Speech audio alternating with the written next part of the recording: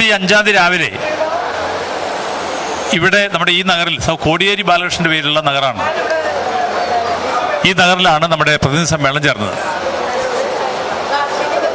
ഈ ഹാളിൻ്റെ മുൻപിലുള്ള കലാപരിപാടിയിൽ നടന്നത് MM ലോറൻസിൻ്റെ നാമധേയത്തിലുള്ള നഗറിലാണ്. വഞ്ചി സ്ക്വയറിൽ KJ ജേക്കബ് നഗറിലാണ് കലാപരിപാടികൾ, മത്സരങ്ങളും മറ്റും സംഘടിപ്പിച്ചത്. സമ്മേളനത്തിലാകെ 371 പ്രതിനിധികളും ജില്ലാ കമ്മിറ്റി മെമ്പർമാരടക്കം 414 പേരും, സംസ്ഥാന കമ്മിറ്റി അംഗങ്ങളും സംസ്ഥാന നേതാക്കന്മാരും PB മെമ്പർമാരും ഈ സമ്മേളനത്തിൽ പങ്കെടുത്തു. ഈ സമ്മേളനത്തിൽ ജില്ലയിലെ കമ്മ്യൂണിസ്റ്റ് പാർട്ടി ഓഫ് ഇന്ത്യ മാർക്സിസ്റ്റിൻ്റെ 3155 പാർട്ടി ബ്രാഞ്ചുകളുടെ പ്രവർത്തനം സംബന്ധിച്ചും 192 ലോക്കൽ കമ്മിറ്റികളുടെ പ്രവർത്തനം സംബന്ധിച്ചും 16 ഏരിയ കമ്മിറ്റികളുടെ പ്രവർത്തനം സംബന്ധിച്ചും പരിശോധിക്കുന്ന റിപ്പോർട്ടാണ് അവതരിപ്പിച്ചത്. ആ റിപ്പോർട്ടിൽ ജില്ലയിലെ പൊതുവായ രാഷ്ട്രീയ സാഹചര്യങ്ങളും അതോടൊപ്പം തന്നെ ഇന്നത്തെ പ്രത്യേകമായിട്ടുള്ള രാഷ്ട്രീയ സാഹചര്യത്തിൽ communist party of India Marxist സ്വീകരിക്കേണ്ട സംഘടനാപരമായി എന്തെല്ലാം കാര്യങ്ങളിലാണ് പ്രധാനമായിട്ടും നമ്മൾ ശ്രദ്ധ കൊടുക്കേണ്ടത് എന്നത് സംബന്ധിച്ചുമെല്ലാം പ്രതിപാദിച്ചിരുന്നു. ഏരിയ കമ്മിറ്റികളെക്കുറിച്ചും ഏരിയ കമ്മിറ്റികളുടെ ലോക്കൽ കമ്മിറ്റികളെക്കുറിച്ചും എല്ലാം പ്രധാനപ്പെട്ട പ്രവർത്തകരെക്കുറിച്ചും എല്ലാം വളരെ വിശദമായി തന്നെ പരിശോധിച്ചിരുന്നു. ജില്ലയിലെ പാർട്ടിക്കകത്ത് പാർട്ടിയുടെ പ്രവർത്തകന്മാർ ശ്രദ്ധ വയ്ക്കേണ്ട പ്രധാന കാര്യങ്ങളെല്ലാം അതിൽ ഞങ്ങൾ സാധാരണ റിപ്പോർട്ട് എന്ന് വെച്ചാൽ ഞങ്ങളുടെ വിമർശനപരമായും സ്വയംവിമർശനപരമായിട്ടാണ് റിപ്പോർട്ട്. വാസ്തവത്തിൽ നമ്മുടെ ജില്ലയിലെ പാർട്ടിയിൽ ഈ കഴിഞ്ഞ ടൈമിൽ 2021 ഡിസംബർ മാസം ചേർന്ന കളമശ്ശേരി സമ്മേളനത്തിന് ശേഷം പാർട്ടിയുടെ പ്രവർത്തനത്തിൽ വളരെ പുരോഗതി ഉണ്ടായിട്ടുണ്ട്. സംഘടനാപരമായിട്ടുള്ള ക്രമവും ചിട്ടയും അതുപോലെ തന്നെ രാഷ്ട്രീയമായ ഒതുക്കവും അതെല്ലാം ഈ സമ്മേളനകാലത്ത് നടന്ന കാര്യങ്ങളാണ്. അതിൽ ഞങ്ങൾ ഏറ്റവും പ്രധാനമായിട്ട് എല്ലാ ഡെലിഗേഷനും എടുത്തു പറഞ്ഞൊരു കാര്യം, പാർട്ടി രാഷ്ട്രീയമായും പ്രത്യയശാസ്ത്രപരമായും ഒരു ഉയർന്ന നിലവാരത്തിലേക്ക് നമുക്ക് എത്താൻ കഴിഞ്ഞു എന്നുള്ളതാണ് ഏറ്റവും പ്രധാനപ്പെട്ട കാര്യം. അതുകൊണ്ട് തന്നെ വ്യക്തിനിഷ്ഠമായുള്ള തർക്കങ്ങളൊന്നും ഈ സമ്മേളനത്തിൽ ഉണ്ടായത് പ്രസക്തിയേ. ഈ സമ്മേളനത്തിൻ്റെ ഉദ്ഘാടനം ചെയ്ത ശേഷമുള്ള ദിവസം പത്രത്തിൽ വന്ന വാർത്ത, സത്യത്തിൽ ഞങ്ങൾ ഈ സമ്മേളനത്തിൽ പങ്കെടുത്ത ആൾക്കാർക്കറിയാം എത്രത്തോളം അസംബന്ധമാണ് ചില മാധ്യമങ്ങൾ എഴുതിയത്. എറണാകുളം ജില്ലയിലെ പാർട്ടി മാഫിയ സംഘത്തിൻ്റെ പിടിയിലാണെന്ന് ഗോവിന്ദമാഷ് പറഞ്ഞതാണ്. എറണാകുളം ജില്ലയിലെ പാർട്ടിയെക്കുറിച്ച് ജില്ലാ സെക്രട്ടറിയേക്കാൾ ആധികാരികമായി പറയാൻ അർഹതപ്പെട്ട അവകാശമുള്ള ആളാണ് സ്റ്റേറ്റ് സെക്രട്ടറി. ഗോവിന്ദമാഷാണെങ്കിൽ ഇവിടെ ജില്ലാ സെക്രട്ടറി ആയിരുന്ന ആളാണ്. അപ്പോൾ ഒരു കാരണവശാലും ഗോവിന്ദമാഷെ പോലെ ആൾ അങ്ങനെ പറയില്ല, പറഞ്ഞിട്ടുമില്ല. ഞങ്ങളുടെ റിപ്പോർട്ടിൽ തന്നെ സാധാരണ രീതിയിൽ ഇല്ലാത്ത രൂപത്തിൽ ഞങ്ങളുടെ റിപ്പോർട്ടിൽ തന്നെ ഓരോ കേഡറെ കുറിച്ചും തൊട്ടുള്ള പരിശോധനയുണ്ട്. അത് സമ്പൂർണമായിട്ടും അതിനെ അഭിനന്ദിച്ചുകൊണ്ടല്ല, അതിനെ കണക്കിലെടുത്തുകൊണ്ടാണ്, അത് ചൂണ്ടിക്കാണിച്ചുകൊണ്ടാണ് നമ്മുടെ ഡെലിഗേഷൻ ചർച്ചയിൽ പങ്കെടുത്ത് പറഞ്ഞത്. ഡെലിഗേഷൻ ആരെക്കുറിച്ചെങ്കിലും ഒരു നേതാവിനെ കുറിച്ചോ ഒരാളെ കുറിച്ചോ വ്യക്തിപരമായി പേരെടുത്ത് പറഞ്ഞ് വിമർശിച്ചിട്ട് പോലുമില്ല. അതാ ഞാൻ പറഞ്ഞത്, ഹൈലി പൊളിറ്റിക്കലായി മാറുന്ന ഒരു സാഹചര്യമാണ് ഇവിടെയുള്ളത്. ഈ പഴയ കാലത്തുണ്ടായിരുന്ന വിഭാഗീയത, അങ്ങനെ ഗ്രൂപ്പിസം എല്ലാം അറിയപ്പെടുന്ന സംഗതികൾ, അത് മാറാനുള്ള മാർഗം CPM-ന്റെ കേന്ദ്ര കമ്മിറ്റി തന്നെ പറഞ്ഞു. അത് പാർട്ടി പൊളിറ്റിക്കലായും ഐഡിയോളജിക്കലായിട്ടും പാർട്ടിയെ പുനഃസംഘടിപ്പിക്കാനുള്ള ഞങ്ങൾ ആ പ്രവർത്തനമാണ് ഈ വർഷങ്ങളിൽ നടത്തിക്കൊണ്ടിരിക്കുന്നത്. അതിന് പാർട്ടി സംസ്ഥാന നേതൃത്വത്തിൻ്റെ സഹായത്തോടു കൂട്ടിയാണ് അങ്ങനെ പറ്റുള്ളൂ. അപ്പം ആ കാര്യത്തിൽ ഞങ്ങൾ വലിയൊരു അളവിലേക്ക് വന്നു. ചില പത്രങ്ങളിലും മറ്റും പറഞ്ഞിട്ടുള്ള വാർത്ത, അതൊക്കെ ആ പത്രം ചിലപ്പോൾ ആ വാർത്ത ആവശ്യം ചിലപ്പോൾ. അപ്പോൾ ഞാൻ മനസ്സിലാക്കണം, ഞാൻ ഇവിടെ ഇരിക്കുമ്പോൾ പറഞ്ഞാൽ ഏതോ ഒരു TV ചാനൽ പറഞ്ഞാൽ മാഫിയ സംഘത്തിൻ്റെ പിടിയിലാണെന്ന്. കമ്മ്യൂണിസ്റ്റ് പാർട്ടിയില്ല, CPIM-ന്റെ അകത്ത് മാഫിയ സംഘത്തില്ല. നിങ്ങളിൽ ആർക്കെങ്കിലും, നിങ്ങളിപ്പോൾ ഡെലിഗേറ്റ്സ് അല്ലാത്ത ആൾക്കാർ, പത്രപ്രവർത്തകന്മാർക്ക് ഈ റിപ്പോർട്ട് തരാൻ വകുപ്പില്ല. അതാണ്, അല്ലെങ്കിൽ തരായിരുന്നു. പക്ഷേ ഈ റിപ്പോർട്ടിൻ്റെ അകത്ത് ഏത് സൂക്ഷ്മമായിട്ടുള്ള കുറവുണ്ടെങ്കിലും ആ കുറവ് തോണ്ടിയെടുത്ത് അവതരിപ്പിച്ചിട്ടുണ്ട്. മാഫിയ സംഘത്തിന്റെ പിടിയിലൊന്നും കമ്മ്യൂണിസ്റ്റ് പാർട്ടി ഇതുവരെ ആയിട്ടുമില്ല, ഇപ്പോഴും ആയിട്ടില്ല, ഇനിയിട്ട് ആവാനും പോണില്ല. അപ്പം അതുകൊണ്ട് വളരെ തെറ്റായിട്ടുള്ള വാർത്തയാണ് അത് പ്രസിദ്ധീകരിച്ചിട്ടുള്ളത്. ഈ സമ്മേളനത്തിൻ്റെ തിളക്കവും ഈ സമ്മേളനത്തിൻ്റെ ഒരു നന്മയുടെ വശവും അതിനെ എങ്ങനെ കരുതേച്ച് കാണിക്കാം എന്നാണ് നമ്മുടെ അത്തരം മാധ്യമങ്ങൾ ശ്രമിച്ചത് എന്നാണ് എനിക്ക് ആദ്യം പറയാനുള്ളത്. ഞങ്ങൾ പ്രധാനമായിട്ടും ആലോചിച്ചൊരു കാര്യം, ഇന്നത്തെ സാഹചര്യത്തിൽ വരാൻ പോണ, ഞങ്ങൾ ഊന്നി പറയാൻ പോണ കാര്യം, ഞങ്ങളുടെ ഭാവി പരിപാടി ഞങ്ങൾ സമ്മേളനത്തിൽ അവതരിപ്പിച്ചിട്ടുണ്ട്. ഒന്ന്, തദ്ദേശ സ്വയംഭരണ സ്ഥാപനങ്ങൾക്ക് തെരഞ്ഞെടുപ്പ്. അപ്പം പാർട്ടിക്ക് ജില്ലയ്ക്കകത്ത് നല്ല ഒന്നാന്തരം അച്ചടക്കവും ചിട്ടയും വളർച്ചയും വർഗവിഭജന സംഘടനാ രംഗത്ത് മെമ്പർഷിപ്പും എല്ലാം ഉണ്ടായി, പാർട്ടി ഐക്യവും യോജിപ്പും ഉള്ളപ്പോൾ തന്നെ കഴിഞ്ഞ അസംബ്ലി ഇലക്ഷനിൽ മറ്റും ഞങ്ങളുടെ കയ്യിൽ നിന്ന് വഴുതിപ്പോയി 2-3 സീറ്റ് ഈ കഴിഞ്ഞ അസംബ്ലി ഇലക്ഷനിൽ. അപ്പം എങ്ങനെയാണ് വസതി, അത് തുറന്നു പറയാണ്, എങ്ങനെയാണ് ഇത് പാർലമെന്ററി ഫോമിലേക്ക് നമുക്ക് കൺവേർട്ട് ചെയ്യാൻ പറ്റുന്നത്, അത് ശരിക്കും മാറ്റാൻ പറ്റുന്നത്? ആ പ്രവർത്തനത്തിൽ ഇത് എന്തെങ്കിലും കുറവുകളുണ്ടോ? ഈ ജില്ലയുടെ പ്രത്യേകത എന്ന് വെച്ചാൽ പല പ്രത്യേകതയുള്ളതാണ്. അത് ഈ പത്രപ്രവർത്തകരും മറ്റു സുഹൃത്തുക്കൾ മനസ്സിലാക്കേണ്ട കാര്യം വെച്ചാൽ, ഞാനൊരൊറ്റ ഉദാഹരണം പറയാം. 2001 ഈ ജില്ലയ്ക്കകത്ത് ആകെ ഒരു സീറ്റ് LDF കിട്ടിയത്. 2006 10 സീറ്റ് കിട്ടി. 2016 5 സീറ്റ് കിട്ടി. 2021 5 സീറ്റ് കിട്ടി. അതിൻ്റെ കാരണം എന്ന് വെച്ചാൽ, അതിൻ്റെ കാരണം രഹസ്യമൊന്നുമല്ല, അതിൻ്റെ കാരണം ഏതൊരാൾക്കും മനസ്സിലാവുന്നതേ ഉള്ളൂ. ഈ ജില്ലയ്ക്കകത്ത് വലതുപക്ഷ രാഷ്ട്രീയത്തിന് നല്ല സ്വാധീനമുള്ള ജില്ല. ആ രണ്ട് കാര്യങ്ങളിലുള്ള ബലാബലത്തിലാണ് ഈ ഏറിയും കുറഞ്ഞ സീറ്റ് വരുന്നത്. 2010 2006 10 സീറ്റ് കിട്ടിയ കാലത്ത് UDF മുഴുവൻ തകർന്നു പോയി എന്നാണ് ഇതിൻ്റെ അർത്ഥം. അങ്ങനെയാണെങ്കിൽ 2001 1 സീറ്റ് കിട്ടിയപ്പോൾ LDF തറപറ്റിപ്പോയതാണ് ഇതിൻ്റെ അർത്ഥം. 2006 10 സീറ്റ് കിട്ടി വന്നത്. അപ്പോൾ എറണാകുളം ജില്ലയുടെ രാഷ്ട്രീയം ഇങ്ങനെ കയറി ഇറങ്ങി നിൽക്കുന്ന രാഷ്ട്രീയമാണ്. ആ രാഷ്ട്രീയത്തിൻ്റെ അകത്ത് നമുക്ക് സ്ഥായിയായ സ്ഥിരതയുള്ള ഒരു മാസ് ബേസ് ഉണ്ടാക്കുന്നതിന് വേണ്ടി ഉള്ള പ്രവർത്തന പദ്ധതികൾ ഈ ജില്ലാ സമ്മേളനം തയ്യാറാക്കിയിട്ടുണ്ട്. അത് ഈ ഒക്ടോബർ നവംബർ മാസം നടക്കാൻ പോകുന്ന നമ്മുടെ തദ്ദേശ സ്വയംഭരണ സ്ഥാപനങ്ങളുടെ തെരഞ്ഞെടുപ്പിൻ്റെ അകത്ത് അതിന് ആവശ്യമായ രൂപത്തിൽ, അതിന് താഴെ തട്ട് മുതൽ ജനങ്ങളാണ് പാർട്ടിയുടെ നേതാവ്. അപ്പം ജനങ്ങളാണ് പാർട്ടിയുടെ നേതാവ് എന്ന രൂപത്തിൽ ജനങ്ങളോടൊപ്പം ചേർന്ന് ഇത്തരം പ്രവർത്തനങ്ങൾ സംഘടിപ്പിക്കുന്നതിന് വേണ്ടിയുള്ള പദ്ധതിയാണ് ഞങ്ങൾ ഈ സമ്മേളനത്തിൽ ചർച്ച നടത്തി അംഗീകരിച്ചിട്ടുള്ളത് എന്നുള്ളതാണ് വസ്തുത. രണ്ടാമത്തെ കാര്യം, നമ്മുടെ അതിനുശേഷമുള്ള അസംബ്ലി ഇലക്ഷൻ. മൂന്നാമത്തെ കാര്യം, സംസ്ഥാന ഗവൺമെന്റിന് പ്രഖ്യാപിച്ചിട്ടുള്ള ഈ ജില്ലയ്ക്കകത്ത് സംസ്ഥാനത്താകെയുള്ളതാണ് വയോജനങ്ങളെ സംരക്ഷിക്കാനുള്ള പദ്ധതി. വയോജനങ്ങളെ സംരക്ഷിക്കാൻ വേണ്ടി ഗവൺമെന്റ് പദ്ധതികളുണ്ട്. അതോടൊപ്പം തന്നെ പാർട്ടി മുൻകിട്ട് ഇപ്പം ഞാൻ പറയാം, നമ്മുടെ എറണാകുളം ജില്ലയ്ക്കകത്ത് ഞങ്ങൾക്ക് കനിവ് പെയിൻ ആൻഡ് പാലിയേറ്റീവ് കെയർ എന്ന ഒരു സംവിധാനമുണ്ട്. ആ സംവിധാനത്തിന് 20 physiotherapy centre free of cost നടക്കുക, സൗജന്യമായി. ഒരു ദിവസം 1000 പേർ, അത് കിടപ്പ് രോഗികളായിട്ടുള്ള ആൾക്കാർ ഉൾപ്പെടെ 1000 പേരാണ് ഈ ചികിത്സ തേടുന്നത്. ഇത് മനസ്സിലാക്കിയിട്ടാണ് ഏഷ്യ ബുക്ക് ഓഫ് റെക്കോർഡ്സ് എന്നറിയപ്പെടുന്ന ഏഷ്യയിലെ ഈ റെക്കോർഡ്സ് എല്ലാം രേഖപ്പെടുത്തുന്ന ഒരു സ്ഥാപനം ഞങ്ങൾക്ക് ഒരു പ്രത്യേകമായിട്ടുള്ള സർട്ടിഫിക്കേഷൻ തന്നത്. അപ്പം അതിന് കനിവ് പെയിൻ ആൻഡ് പാലിയേറ്റീവ് കെയറുമായി ചേർന്ന് വയോജനങ്ങളെ സംരക്ഷിക്കാനും അതിനാവശ്യമായ തരത്തിലുള്ള ഒരു സംവിധാനം ഏർപ്പെടുത്തണം എന്നുള്ളത് തീരുമാനിച്ചിട്ടുണ്ട്. മറ്റൊരു പ്രധാനപ്പെട്ട കാര്യം എന്ന് വെച്ചാൽ നമ്മുടെ മാലിന്യ നിർമ്മാർജ്ജനം. മാലിന്യം നഗരങ്ങളുടെ ഏറ്റവും വലിയ പ്രശ്നമാണ്. ഇപ്പം നിങ്ങൾ പത്രപ്രവർത്തകന്മാർക്കായിട്ടുള്ള ആൾക്കാർ അറിയാൻ പറ്റും, ഈ എറണാകുളം ജില്ലയുടെ പ്രത്യേകത 2001 സെൻസസ് പ്രകാരം 47% വരുന്ന ആൾക്കാരാണ് നഗരങ്ങൾ കേന്ദ്രീകരിച്ച് താമസിച്ചുകൊണ്ടിരുന്നത്. 2011 അത് 67%. 2020 സർവേ നടന്നില്ലല്ലോ, സെൻസസ് നടന്നില്ലല്ലോ.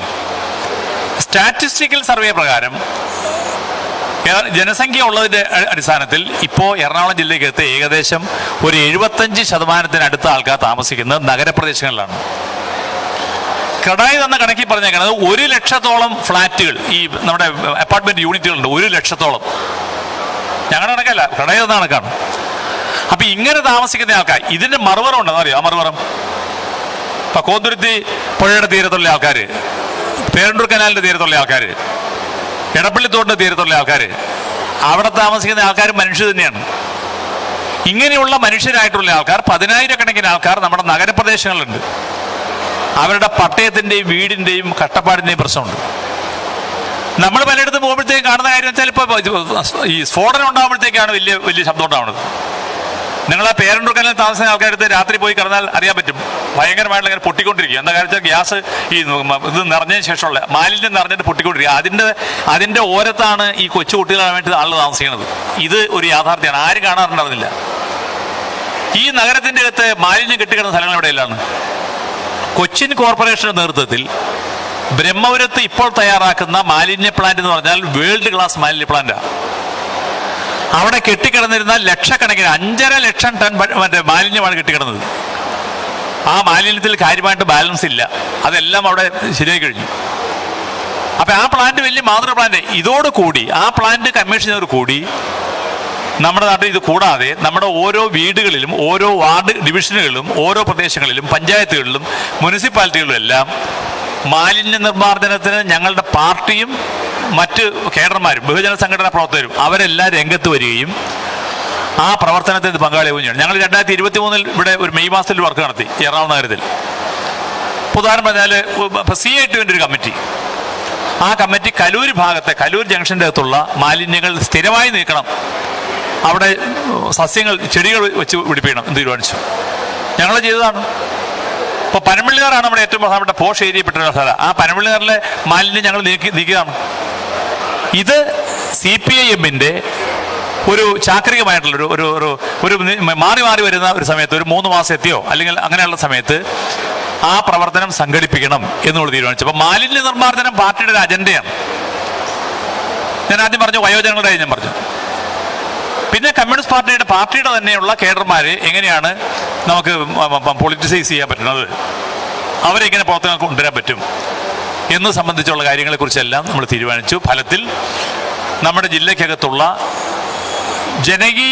ജനകീയമായ ഒരു രീതിയിൽ കൂടി ജനങ്ങളെ സേവിക്കാനുള്ള ഒരു പ്രസ്ഥാനമായിട്ട് പൂർണ്ണമായ അർത്ഥത്തിൽ ഇപ്പം നിലവിലുള്ളതിനേക്കാൾ കൂടുതലായി പാർട്ടി പ്രവർത്തിക്കണമെന്നാണ് ഈ പാർട്ടിയുടെ ജില്ലാ സമ്മേളനം തീരുമാനിച്ചിട്ടുള്ളത്. അല്ലാതെ വേറൊരു കാര്യമല്ല. കമ്മ്യൂണിസ്റ്റ് പാർട്ടി ഓഫ് ഇന്ത്യ മാർക്സിസ്റ്റിൻ്റെ എറണാകുളത്തെ ഒരു നേതാവും മാഫിയ സംഘവുമായി ഒരു ബന്ധവുമില്ല. ഈ പാർട്ടി പ്രവർത്തിക്കുന്ന ഒട്ടേറെ ആൾക്കാർ, ലോക്കൽ കമ്മിറ്റി സെക്രട്ടറിമാരും AC മെമ്പർമാരുടെയൊക്കെ ആൾക്കാർ ദിവസക്കൂലിക്ക് ജോലി ചെയ്യുന്ന ആൾക്കാരാണ്. ഈ കൊച്ചിൻ ഷിപ്പ്യാർഡിലും റിഫൈനറിയിലും FACTയിലും അതുപോലെ ഏലൂർ വ്യവസായ മേഖലയ്ക്കെത്തും, അതുപോലെ തന്നെ കൺസ്ട്രക്ഷൻ മേഖലയ്ക്കകത്ത് കമ്പി വളയ്ക്കാൻ പോയി ജോലി ചെയ്യുന്ന ആൾക്കാരാണ് മഹാഭൂരിപക്ഷം വരുന്ന ആൾക്കാർ. അല്ലാണ്ട് മാഫിയ പ്രവർത്തനം നടത്തിയിട്ടല്ല.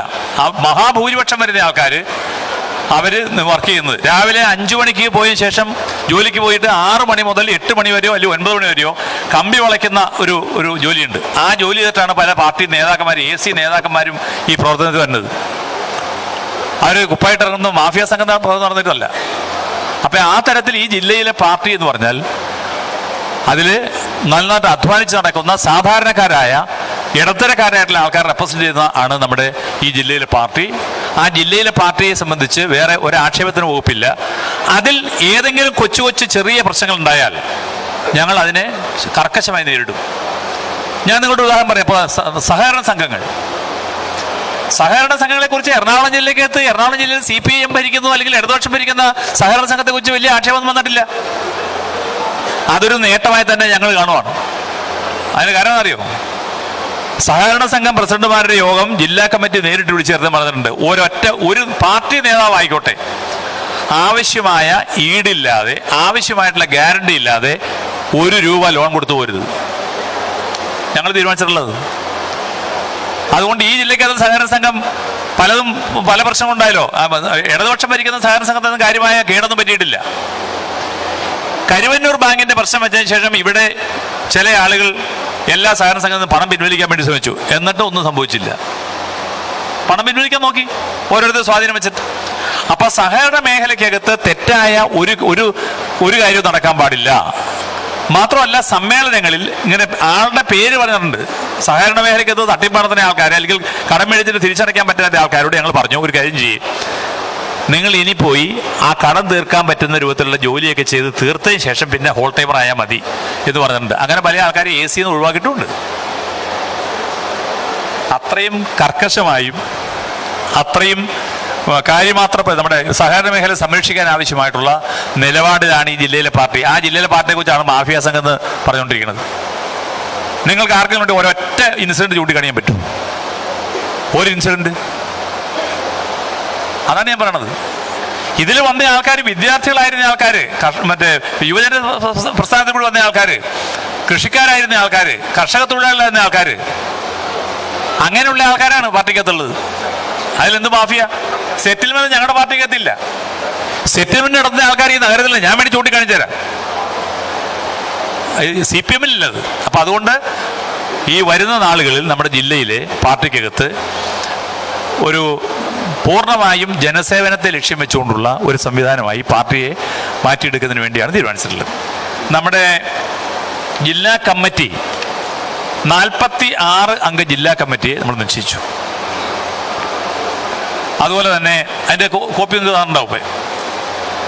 നേരത്തെ ഉണ്ടായിരുന്ന 13 സഖാക്കൾ ഈ ജില്ലാ കമ്മിറ്റിക്ക് നിന്ന് ഒഴിഞ്ഞു. പുതുതായി 11 കേഡർമാർ വന്നു. മിക്കവാറും ആൾക്കാരെല്ലാം ചെറുപ്പക്കാരായിട്ടുള്ള ആൾക്കാർ.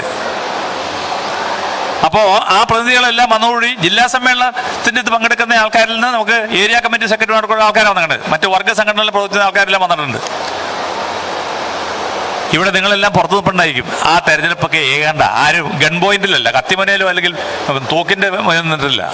അതൊക്കെ ഏകണ്ടാണ്. വളരെ വളരെ നമ്മുടെ എന്താ പറയുക, സ്പോണ്ടേനിയസ് ആയിട്ടുള്ളൊരു കാര്യം, നൈസർഗികമായിട്ട് നടന്ന, ഭീഷണിപ്പെടുത്തിയിരുന്നുമല്ല. ഞങ്ങളുടെ ഈ കമ്മിറ്റിക്ക് നിന്ന് ഒഴിഞ്ഞു പോയ സഹാക്കൾ തന്നെ അവരെല്ലാം പാർട്ടിക്ക് തീരുള്ള സംഭാവന നിസ്സാരമൊന്നുമല്ല. അവർ പറഞ്ഞു ഞങ്ങൾ തൽക്കാലം ഒഴിയാം, എന്നിട്ട് പുതിയ കേഡർമാർ വരട്ടെ എന്ന് പറഞ്ഞു. അവർ ഈ ജില്ലാ കമ്മിറ്റി ഒഴിഞ്ഞു വെച്ചാൽ അവർക്ക് മറ്റു ചുമതല കൊടുക്കില്ല എന്ന് ചെയ്യുന്നില്ല. അവർ വേറെ ഒത്തിരി ചുമതലകൾ വഹിക്കും, അതിനി വഹിച്ചുകൊണ്ടിരിക്കും. അപ്പം അങ്ങനെയാണ് പാർട്ടിയുടെ രീതി. പാർട്ടിക്കകത്ത് നമ്മുടെ ഈ കാര്യങ്ങളെല്ലാം ഏകകണ്ഠമായിട്ടുള്ള ഒരു നീക്കമാണ് നടത്തിയിട്ടുള്ളത് എന്നുകൂടിയാണ് പറയാനുള്ളത്. നമ്മൾ 46 അംഗ ജില്ലാ കമ്മിറ്റിയും സംസ്ഥാന സമ്മേളനത്തിലേക്ക് 30 പേരെയും തിരഞ്ഞെടുത്തു. അത് തിരഞ്ഞെടുപ്പാണ്. അത് സാധാരണ ചെയ്യുന്നൊരു കാര്യം നമ്മൾ തയ്യാറാക്കിയിട്ട് ഈ രണ്ടും, അതായത് ജില്ലാ കമ്മിറ്റി സെക്രട്ടറിയാണ് സാധാരണ ഈ പാനൽ അവതരിപ്പിക്കുന്നത്. അങ്ങനെ അവതരിപ്പിക്കുന്നതിന് മുമ്പായിട്ട് തന്നെ ഈ തയ്യാറാക്കിയിട്ടുള്ള പേരുകൾ നേരത്തെ തന്നെ ഡെലിഗേറ്റ്സിന് നമ്മൾ കൊടുക്കും. അവരെല്ലാം നോക്കി കഴിഞ്ഞതിന് ശേഷമാണ് നമ്മൾ വയ്ക്കുന്നത്.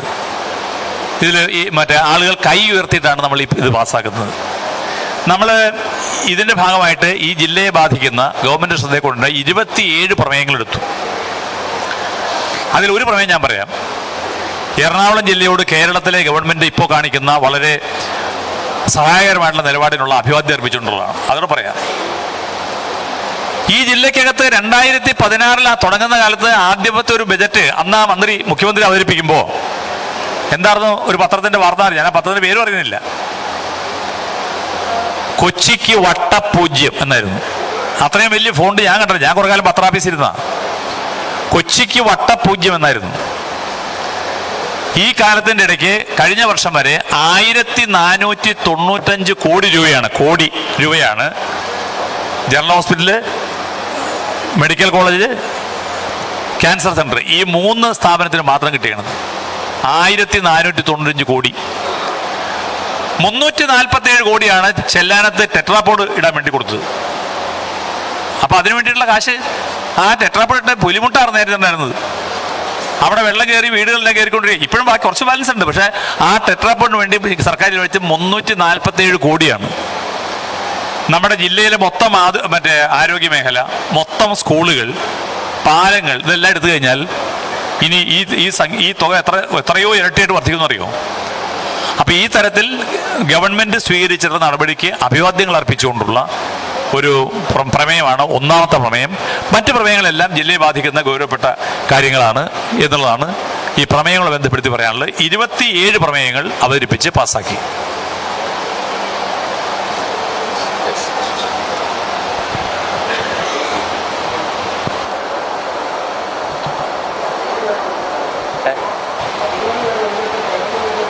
അതെ, ബാക്കി 2 പേരും നമ്മളെ ഇടയ്ക്ക് കോപ്റ്റ് ചെയ്തിരുന്നു. നേരത്തെ ഉള്ളതെന്ന് ഇടയ്ക്ക് ഇലക്ഷൻ മുമ്പ് കോപ്റ്റ് ചെയ്തിരുന്നു. പുതിയ എടുത്ത ആൾക്കാർ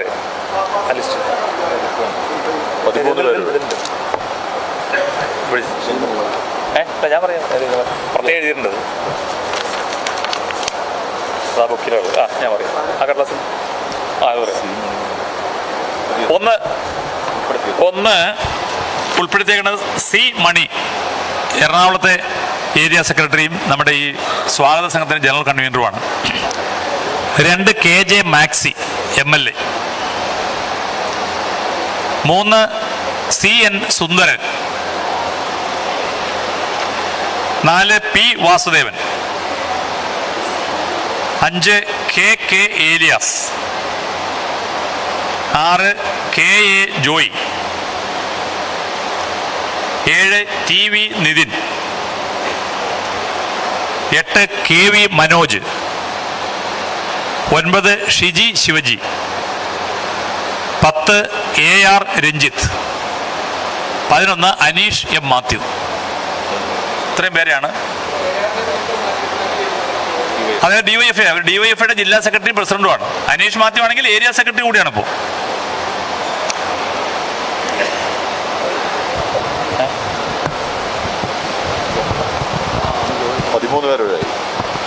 ഒഴിവായത് 13 പേര്. നമ്മൾ നേരത്തെ 2 പേര് കോപ്റ്റ് ചെയ്തു. അപ്പോൾ അതുകൊണ്ട് പിന്നെ 11 എടുക്കാൻ പറ്റുള്ളൂ. അങ്ങനെ മൊത്തം 46 പേര്.